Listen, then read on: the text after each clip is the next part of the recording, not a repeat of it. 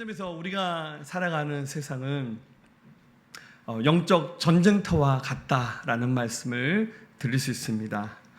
물론 우리가 살고 있는 현실 세계에서도 지금 전쟁이 일어나고 있습니다. 아시다시피 러시아와 우크라이나 사이에 전쟁이 꽤 길게 이어지고 있습니다. 계속해서 실시간 이 전쟁의 소식이 우리에게 전해지고 있는데요. 지난주 뉴스를 보면서 좀 마음이 아팠던 한 장면을 보았습니다. 어떤 아버지가 길거리에서 아들이 그 자리에서 숨지는 사고가 일어났는데 죽은 그 아들의 시신을 일으키지 못하고 망연자실하고 있는 어느 아버지의 그 넋이 나간 한 장면의 이야기가 뉴스에 잡힌 것을 보았습니다. 전쟁이 얼마나 잔인한 것인가를 잘 보여주는 대목입니다. 너무나도 많은 민간인들이 목숨을 잃어버리는 이 전쟁이 속히 끝나서 러시아가 이기지 않고 반드시 우크라이나가 이기며 또 그들을 돕는 많은 하나님의 손길들이 역사하는 이 전쟁으로 잘 마무리되어질 수 있기를 간절히 소망해 봅니다. 현실 세계에서 일어나는 전쟁의 그 참혹함 여러분들 잘 아실 겁니다.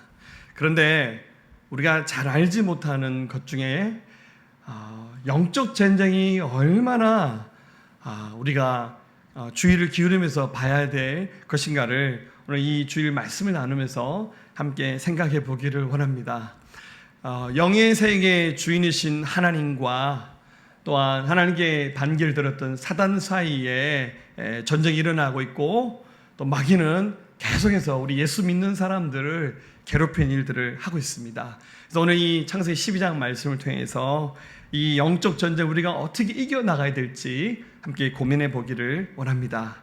자, 먼저 골로새서 1장 16절에서 보이는 세상과 보이지 않는 세상에 관한 말씀이 나옵니다.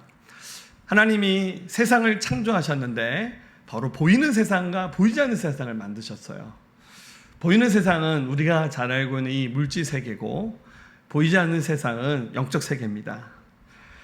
우리는 몸을 가졌기 때문에 우리 이 물질 세계에 발을 딛고 살고 있습니다. 그러나 영이신 하나님은 영적 세계에 존재하시면서 우리가 살고 있는 이 물질 세계까지도 통치하신 분이 바로 우리 하나님 아버지십니다. 그런데 안타깝게도 이 영적 세계에 또 다른 주인 행세하는 거짓된 자가 있는데 그게 바로 원수마귀 사탄입니다. 사단은 이 영적 세계에 자기를 추종했던 타락한 천사였던 마귀들을 데리고 인간의 삶을 계속 괴롭힌 일들을 하고 있습니다. 물론 우리가 이제 오해할 필요가 없는 것은 영적 세계는 전부 좋은 것이고 물질 세계, 육에 속한 것은 전부 나쁜 것이다. 그런 의미는 아닙니다. 우리가 이 육에 속한 세계에 있는 것들, 예를 들면 텔레비전, 영화나 드라마, 인터넷, 이런 것들 그 자체가 선한 것, 악한 것의 대상은 아닙니다. 선하게 사용하면 얼마든지 빛이 될 수 있고 겉보기에 아무리 선한 것이라도 악하게 사용하면 그것은 어둠이 될 수 있는 겁니다. 다만 이 영적 세계와 이 물질 세계가 서로 맞닿아서 있는 이 세계에 우리가 살고 있으면서 마귀가 계속 우리를 넘어뜨리려고 하는 이 마귀의 공격을 잘 이겨내야 된다는 것이죠. 그게 바로 영적 전쟁입니다. 자, 영적 전쟁이 무엇이냐면 여러분, 마귀는 하나님의 사람들이 주님과 멀어지는 삶을 살도록 조장하는 것. 이런 마귀의 방해와 맞서서 싸우는 것이 그게 바로 영적 전쟁입니다. 사단은 수단과 방법을 가리지 않고 우리로 하여금 하나님으로부터 멀어진 삶을 살게끔 많은 딴지를 걸고 있습니다.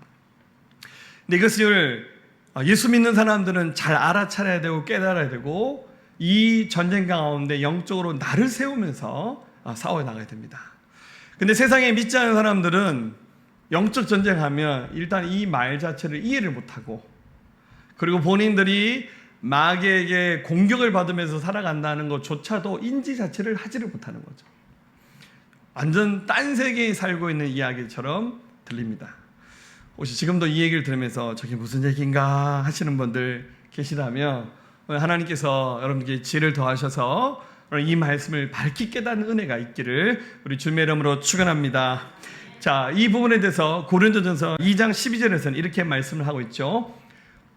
우리가 세상의 영을 받지 아니하고 오직 하나님으로부터 온 영을 받았으니, 성령을 말합니다.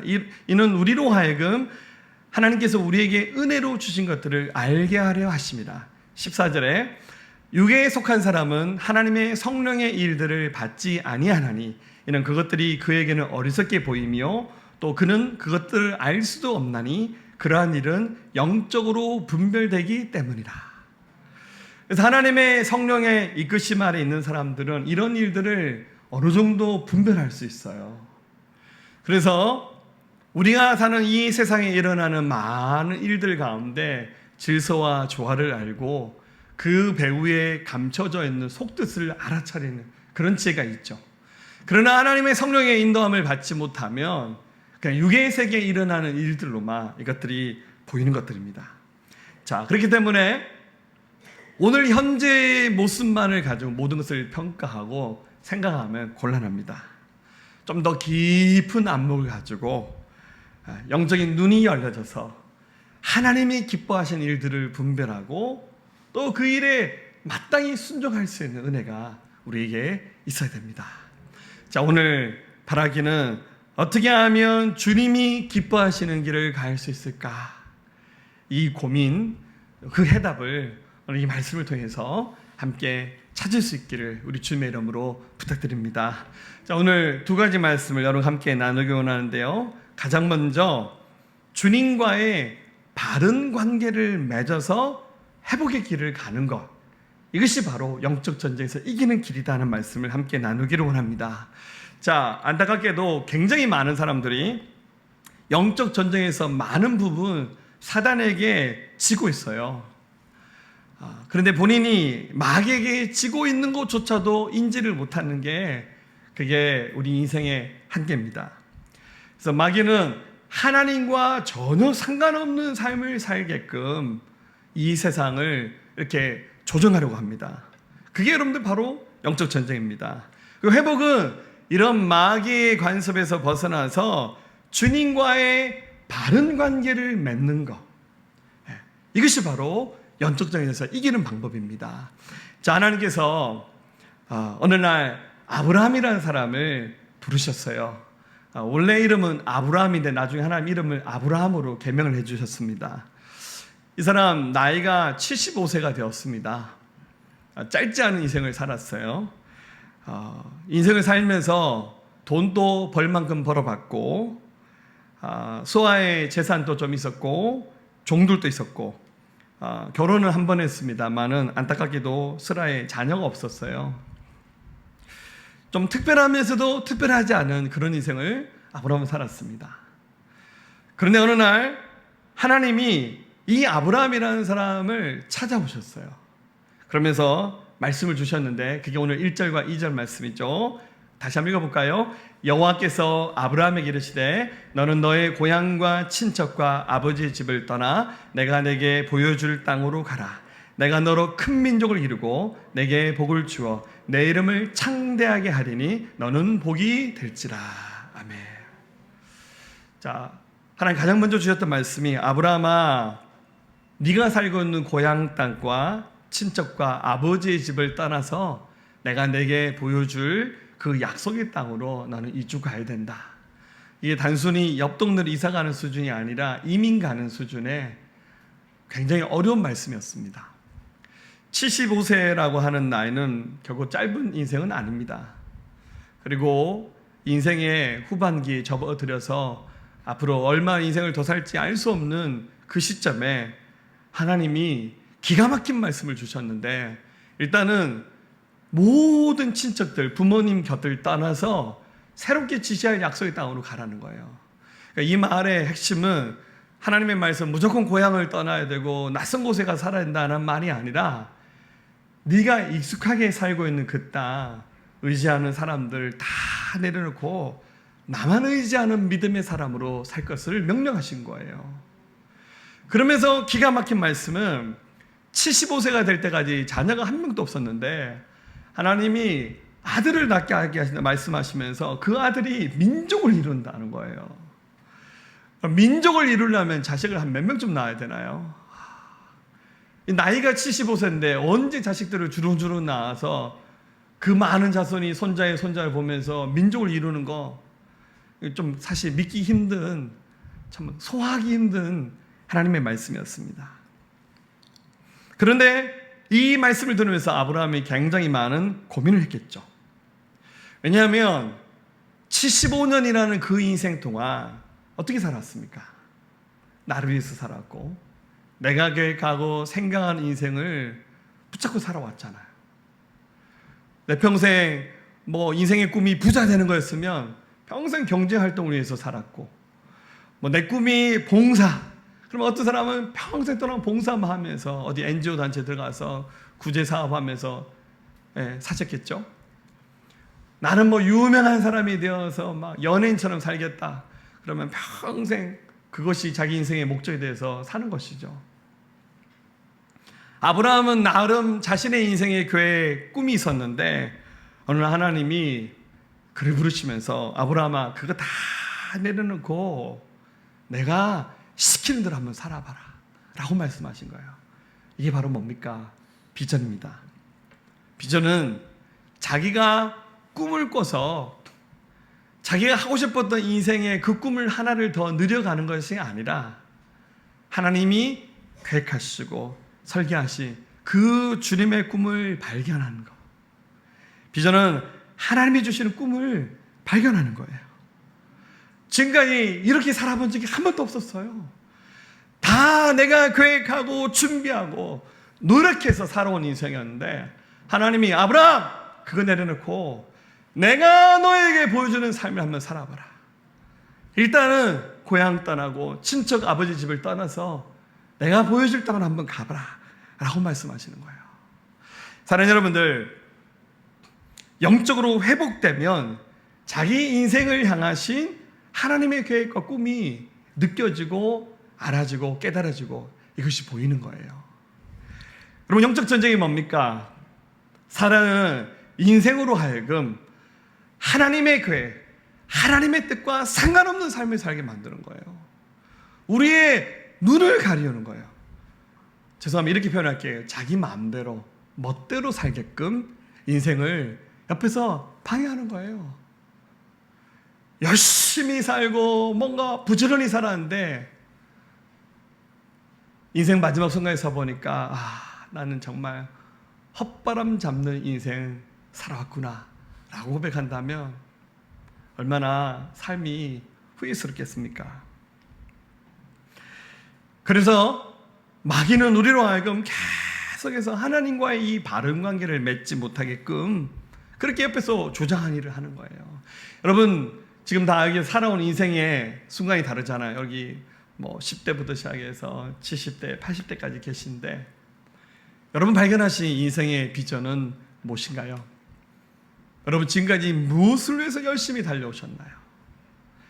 열심히 부지런히 살아가는 것에 대해서는 저는 충분히 박수를 쳐드리고 싶어요. 그러나 나의 그 열심, 나의 그 꿈, 이것이 하나님하고 전혀 상관없는 열심이었다면 그 여러분 다만 인생을 호사스럽게 산 것에 불과한 걸 수도 있다는 겁니다.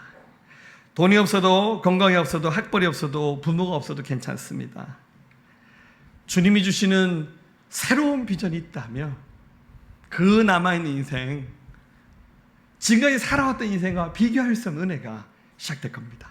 그렇다면 여러분, 이 비전이 부어지는 통로는 어딜까요? 어디서 주님이 주시는 우리의 이 비전을 찾을 수 있을까요? 해답은 간단합니다. 영적으로 회복되면 돼요. 사단이 하나님과 바른 관계를 맺지 못하게 하는 이 영적 전쟁을 바르게 대응하기 시작하면 점점 우리 영이 살아나면서 하나님이 주시는 그 감동을 깨달을 수 있어요. 사실 우리 한국교회는 예전에 70년대, 80년대, 90년대까지 기도운동 많이 했었죠. 우리 한국교회는 은사자들이 많았잖아요. 그래서 교회 안에 예언하신 분이 꽤 많았어요. 부흥에 오시면 1번으로 인기 있는 강사 예언하신 분이에요. 그래서 막 머리 막 디밀면서 나한테 좀 말씀 좀 해달라고. 뭐 틀렸다는 말이 아니죠. 지금도 이런 은사자들 계십니다만은, 저도 청소년 때 저의 비전을 막 고민하고 이럴 때 청년 때 교회에서 부흥회가 열렸는데요. 부흥회 오셨던 강사님이 예언하신 분이어서 저도 제 평생 그런 분 처음 봤어요. 예언을 하는데 재밌는 것은 헌금하신 분한테만 해줍니다. 할렐루야. 그래서 뭐 영 틀린 말씀들은 아니었는데 굉장히 은혜도 많이 받고 했는데, 그러니까 막 난리가 났어요. 근데 뭐 저는 이제 학생이니까 돈이 얼마 없으니까 뭐 헌금해도 얼마 하겠어요. 근데 저한테는 큰 예언을 안 해주시더라고요. 섭섭하고 삐지고 시험에 들고. 그래서 담임 목사님 쪼르륵 따라가서, 목사님 왜 저한테는 그런 예언이 없냐고, 저 좀 기도해 주세요 했더니 목사님 마지 못해서 기도하면서 이러더라고요. 강사님이 기도하든 내가 기도하든 그것은 네 속에서 일어나는 그 불꽃이 잘 일어나도록 스파크가 튀게 하는 것에 불과한 거야. 그 불은 네가 붙여야 되고 네가 기도해서 하나님의 음성을 들어야 돼. 남이 해주는 예언을 듣고 등 떠밀려서 가다가 힘들어서 주저앉아서 그때 오셨던 목사님 나한테 예언했는데 그런 소리 할 거냐고. 그것은 네가 스스로 하나님의 은혜를 봐야 된다고. 목사님 그 얘기도 섭섭하더라고요. 할렐루야. 그런데요, 세월이 많이 흘러서 그런 은사 저도 경험해보고 저도 목회하고 저도 주님 더 많이 만나보니까 이제 그 말의 의미를 알겠어요. 남이 나에게 뭐라 해주는 거 영적 생활에 힌트가 되고 도움은 될 수 있지만 진짜 하나의 음성은 스스로가 듣는 거예요. 주님의 말씀을 들을 수 있는 최상의 상태로 영적으로 끌어올려야 돼요, 여러분들. 내가 나를 봐도 요즘에 기도 잘 되네, 요즘 충만하네, 그럴 때는 막 은혜가 넘쳐나요. 근데 신앙생활 하다 보면 정말 바닥을 칠 때도 있고 악에 받치는 순간도 있어요. 내가 생각해도 이거 진짜 이거 너무하다 할 정도로 정말 바닥을 치는 순간이 있어요. 그 순간에는 중요한 거 결정하지 마세요. 그 순간에는 말도 줄이셔야 돼요. 정제되지 않은 말들이 막 쏟아져 나옵니다. 하나님 뜻과 전혀 상관없는 말들, 실언들이 쏟아져 나오죠. 그 순간에는 내가 진짜 영적으로 바닥을 치고 있구나, 하나님 다시 한번 은혜를 구합니다 하면서 저희 보좌 앞에 나오셔야 돼요. 바쁘고 분주한 거, 여러분 그건 사탄의 함정이에요. 아무리 바빠도요, 기도한 순간, 예배한 순간에 집중할 수 있어야 돼요. 영적인 것을 추구할 수 있는 상태가 되어야 그 순간 하나님이 기름 부으셔요. 그래서 아브라함은 이 말씀을 듣고 어떻게 합니까? 이동을 하는데요, 순종하면서 나갑니다. 7절을 보니까 여호와께서 아브라함에게 나타나 이르시되 내가 이 땅을 내 자손에게 주리라 하신지라. 자기에게 나타나신 여호와께 그가 그곳에서 제단을 쌓고, 8절에 거기서 베델 동쪽 산을 옮겨 장막을 치니 서쪽은 베델이요 동쪽은 아이라. 그가 그곳에서 여호와께 제단을 쌓고 여호와의 이름을 부르더니 점점 남방으로 옮겨갔더라. 남쪽이 바로 가나안 땅이죠. 그가 가는 곳마다 어떻게 했습니까? 믿음으로 예배하고 제단을 쌓으면서 기도의 자리에 나갔어요. 그럼 믿음으로 예배의 제단을 쌓고 주님께 나갈 때 주님은 그를 약속의 땅으로 향한 그 비전으로 그를 더 가까이 인도하셨어요. 사랑하는 여러분들, 우리 삶에 예배가 회복돼야 되고요, 기도가 회복돼야 돼요. 열심히 예배한 사람 보고 그래 나도 한때 그랬지, 그러지 마시고요. 요것만 좀 지나면, 내가 바쁜 일만 끝나면, 우리의 시집 장가만 가면, 내가 군대 제대만 하면, 내가 하나님 돈 조금만 더 많이 벌면, 내가 조금만 더 건강해지면, 내가 조금만 덜 바쁘면, 여러분 그런 순간은요 죽기 직전이에요. 할렐루야. 우리 인생에 늘 바쁨과 일상은 계속 이어지는 거예요. 그 속에서 영적으로 나를 세우면서 어떻게 하면 주님과의 바른 관계를 맺으면서 하나님 앞에 설 수 있을까를 고민할 때 여기서 회복이 시작됩니다. 마귀는 수단과 방법을 가리지 않고 많은 이유들을 만들어내고 여러분 생각을 부추기고 감정을 부추기면서 막 흔들어 놔요. 지나고 보면 아무것도 아니에요. 별거 아닌 일에 괜히 시험 들었네, 진짜 아무것도 아니에요. 괜히 우리의 생각과 감정이 불편하게 막 튀어올라서 삐쭈삐쭈 나도 모르게 삐지고 마음이 병들어서 엎어지는 거예요. 자, 여러분들 주님과의 이 바른 관계를 세워서 회복의 길을 가시는 영적 전쟁에 승리하신 여러분 되시기를 주님의 이름으로 축원합니다. 두 번째입니다. 그 다음은 하나님과의 관계가 새롭게 시작되면 말씀이 들려져요. 말씀 듣고 어떻게 하셔야 되겠습니까? 참 좋네, 아무리 너무너무 좋네, 아멘 아멘 하시고 끝나는 것이 아니라 그 말씀대로 살겠다고 순종을 결단하시면서 믿음의 길을 가셔야 됩니다. 그리할 때 그 말씀이 능력이 되어서 나에게 나타나시는 하나님의 역사가 될 수 있어요. 아무리 고개 끄덕이고 아멘 천번 만번을 외쳐도 순종하지 않고 결단하지 않고 그 말씀대로 살아가지 않으면 그림의 떡처럼 그건 내 말씀이 아닌 거예요. 굉장히 작은 말씀을 들었다 할지라도 그 말씀에 용기를 내서 결단하고 순종하고 자기 옥합을 깨트리고 자기 육체를 쳐서 복종시키면 하나님 책임져 주시는 거예요. 여러분, 어떤 점에 대해서 우리에게는 노력이 필요해요. 운동하는 선수들 가끔씩 TV에 뭐 금메달 따신 분들, 뭐 이런 분들 보면 이렇게 나오잖아요. 운동선수의 발바닥이에요. 그런데 피겨 스케이트와 우리 김연아 선수 한창 때 보면 완전히 그냥 그죠? 예쁘게 생겼잖아요. 할렐루야. 할렐루야. 기분 나쁩니까? 할렐루야. 근데 김연아 선수의 발은요, 형편없어요. 그 스케이트를 타면서 그 꽉 끼는 슈즈를 신고 다니니까.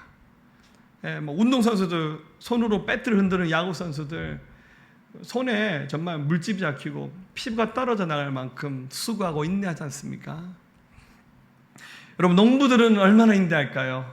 가을에 결실을 맺기 위해서 이 더운 한여름에도 나가서 김매면서 수고하지 않습니까? 영적 세계도 마찬가지입니다. 말씀을 듣는 일을 해야 되고 그 다음은 그 말씀을 옳게 순종해야 돼요. 순종이 우리의 인생을 바꿔놓습니다. 여러분, 아브라함이 이 말씀을 들었을 때 어땠을까요? 아까 얘기했잖아요. 아브라함이 나이가 75세였고 이제 인생을 좀 마무리하고 싶었고 모험은 하고 싶지 않았어요. 그래서 좀 전도해보면 연세 많으신 분들 가끔 이렇게 말하다가 내가 이 나이에 어떻게 종교를 바꾸냐고. 아닙니다, 여러분들. 여러분, 아브라함이 살았던 곳은 갈대아 우르입니다. 나중에 바벨론 제국이 들어섰던 땅이죠. 자, 여러분들 지도 우측에 보면 우르라는 곳이 나오죠. 여기서 하나님 말씀을 듣고 일단은 북쪽으로 올라가는데 티그리스와 유프라데스 강이 있는 쪽으로 올라가는데 거기 하란이라는 도시를 거쳐서 그리고 나중에 하나님이 약속의 땅이 가나안 땅이라는 것을 그가 알고는 남쪽으로 내려갑니다. 그래서 나중에 세겜이라는 땅을 거쳐서 정착하게 됩니다. 이 거리가 엄청난 거리입니다. 소떼, 양떼가 전지산이었거든요. 그리고 집에 있는 종들 시켜서 텐트를 만들어서 유목민이니까 이동하면서 오늘은 여기서 천막 치고 자고 내일은 여기서 천막 치고 자고 이동하는 그 도중에 막 들에 있는 도둑대도 있고 전염병이 있을 수 있고 이 날씨도 변화무쌍합니다. 이 모든 것을 이렇게 이겨내면서 약속의 땅으로 가면서 하나님의 약속의 말씀대로 결국에는 온 가족들 다 물리치고 아브라함 부부가 이 약속의 땅으로 나갑니다. 그게 바로 순종을 통해서 보여줬던 아브라함의 믿음입니다. 나중에 여러분들 아브라함이 가나안 땅에 정착하고 난 다음 하나님 약속했잖아요. 너의 자손을 통해서 큰 민족을 이루겠다. 이 민족을 이루려면 한 몇 명 정도 돼야 되나요? 근데 아무리 기다려도요 애가 안 생기는 거예요. 처음 이 약속의 말씀을 받았을 때 아브라함의 나이가 75이었는데요. 결국 아브라함이 첫 아들을 낳을 때 그의 본처가 아이를 낳을 때 그의 나이가 100살이었습니다. 제가 아직 우리 동네에 100살 어르신이 애 낳았다는 얘기를 들어본 적이 없습니다. 그리고 그의 아내 사례는 10살 어렸거든요. 90세의 할머니가 출산을 했어요. 본인들이 생각해도 웃음밖에 안 나왔어요. 그래서 하나님이 우리로 하여금 웃게 하시는구나. 여자의 생리가 끊겼는데 하나님께서 기적적으로 이 아이를 낳게 하셨고요. 자손을 보게 하셨어요. 근데 문제는 나중에 이 아이가 한 17쯤 됐습니다. 아브라함 나이 이제 120세가 가까이 되었죠. 하나님 어느 날 아브라함아 왜요? 네 사랑 아들 내가 제물로 받고 싶어. 그 아이 저 모리아산에 가져와서 제물로 바쳐라고. 이럴 수가 있습니까? 지금까지 참고 기다려서 겨우 아들 하나 얻었는데 그 아들이 이제 17살이 되었는데 하나님이 그 아들을 제물로 바치라는 거예요. 너무너무 충격적인 말씀이었어요. 그래서 자기 아내한테 말도 못하고 그냥 그 아이 납치하듯이 데리고 가서는 아브라함이 어떻게 합니까? 정말 그 아들을 잡아서 하나님 앞에 드리려고 했어요. 얼마나 많은 고민과 번민이 있었겠습니까? 그래도 하나님 살아계시니까 여기까지 온 것 자체가 기적이니까 그 다음은 하나님이 더 좋은 길을 열어주실 것이라는 믿음을 가지고 그 아들을 하나님께 드리려고 했어요. 그때 하나님이 급히 아브라함아 그 칼 걷어라. 네가 이제서야 나를 정말 사랑하고 신뢰하는 걸 내가 알겠다면서 그 시험을 하나님 거두시고 그리고 그 약속의 말씀대로 이 아브라함의 아들 이삭을 통해서 나중에 큰 민족을 이루게 하셨는데 그게 바로 지금의 이스라엘 민족입니다. 우리 인생의 승부를 어디다 둬야겠습니까?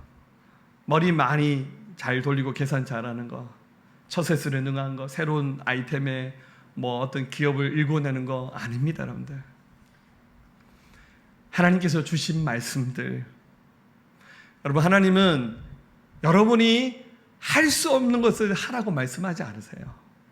순종할 수 없고 말씀대로 살 수 없는 것을 하라고 하나님은 단 한 번도 말씀하신 적이 없어요.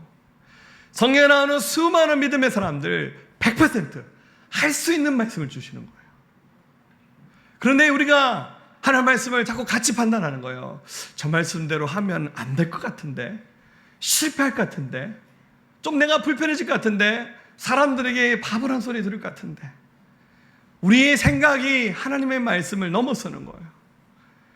그럼 절대 어느 순간이든지 간에 여러분 생각이 하나님의 말씀을 넘지 말아야 돼요. 여러분 생각이 교회를 넘어서면 안 됩니다, 여러분들. 하나님의 말씀 앞에 여러분 자신을 굴복시켜야 됩니다. 거기에 기적이 나타납니다.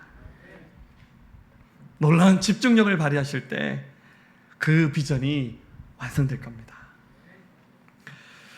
오늘 말씀의 제목이 아직도 가야 할 길입니다. 오늘 말씀은 스카펙이라고 하는 정신과 의사이고 심리학자 쓴 책 제목을 따서 오늘 말씀을 적었습니다. 표절은 아닙니다. 인용입니다. 이 책에 부제가 있는데요. 사랑, 전통적 가치, 영적 성장에 대한 새로운 심리학. 1978년에 이분의 나이가 42살 됐을 때 썼던 첫 번째 책이 바로 아직도 가야 할 길입니다. 재밌는 것은 이 사람이 원래 불교 신자였습니다. 이 책을 쓸 때는 불교 신자였습니다. 책을 쓰다가 도중인지 후인지 모르겠죠. 나중에 기독교로 개종을 하게 되었고, 이분이 영적 세계를 많이 깊이 경험하면서 심리학과 영성의 균형을 이룰 수 있는 중요한 그런 이야기들을 이 책에서 많이 했는데, 그때 당시 뉴욕타임스에서 굉장히 오랫동안 이 책이 베스트셀러가 되어서 전 세계 사람들이 많이 읽혀지고, 저한테도 이 책이 있는데요, 한 번쯤 읽어보면 굉장히 많이 도움이 되는 책입니다. 근데 이 스카펙이 이 책 제목을 이렇게 단 이유가 있습니다. 이분은 정신과 의사니까 좀 정신적으로 문제가 있는 분들을 좀 많이 다루죠. 우리 상담에서 다루기 좀 더 많이 가신 분들, 약물 치료를 하지 않으면 안 될 만큼의 문제가 있는 분들을 주로 상담하면서 돕는 일을 그가 했습니다. 세상적으로 보면은 저분 좀 그렇구나라고 말하는 그런 부류의 사람들이죠. 근데 이런 분들이 어떻게 하면 자기 스스로를 회복할 수 있을까라는 스카펙만의 자기 개발, 자기 훈육법을 이 책에서 소개하고 있는데요. 스카펙이 굉장히 의미심장한 말을 하는데, 자기가 많은 사람들을 다뤄보니까 오히려 정신질환이라든지 연약한 문제에 있는 사람들, 지금은 답이 보이지 않고 연약하지만 나중에 회복되면 이런 사람들이 훨씬 더 좋아지고 영적으로 주님을 더 깊이 경험하여서 회복되는 새로운 길을 갈 수 있는 가능성이 무궁무진한 사람이라는 사실을 이분이 그렇게 고백하고 있어요. 그래서 비록 지금의 삶이 힘들고 어렵고 실패, 좌절 많은 일이 있었겠지만 거기서 포기하지 말고 아직도 가야 할 길이 여전히 있다는 사실을 기억하면서 그분들을 이렇게 세우는 일들을 그가 이 책에서 말하고 있습니다. 사랑하는 여러분들, 우리도 동일합니다. 우리 인생을 열심히 살아왔습니다. 그리고 부지런히 살아왔습니다. 제가 부지런히 사신 분들에게 늘 박수를 쳐드리고 싶어요. 그러나 우리의 그 열심이, 우리의 그 생각과 감정이 하나님의 뜻에 맞지 않는다고 하면 과연 하나님 보시기에 그 인생을 성공적인 삶이라고 박수를 쳐드릴 수가 있겠습니까? 자기 자신을 돌아보십시오. 정말 하나님의 은혜가 필요합니다.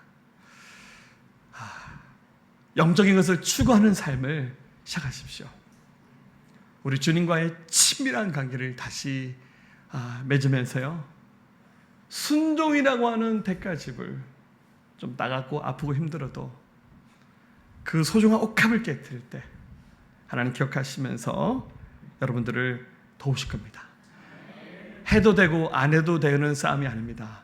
반드시 통과해야 되는 영적 전쟁이라는 사실을 기억하시면서 치열하게 싸울 때 우리 주님이 도우실 것이고 교회가 여러분들을 위해서 기도할 겁니다. 놀라운 승리를 경험하시는 여러분 되시기를 우리 주님의 이름으로 축원합니다. 자, 여러분 이 갈 때 피청인 분 있으면 다가가서 손 잡아주시고 눈을 껴주시기 바랍니다. 나의 갈 길 나가도록 예수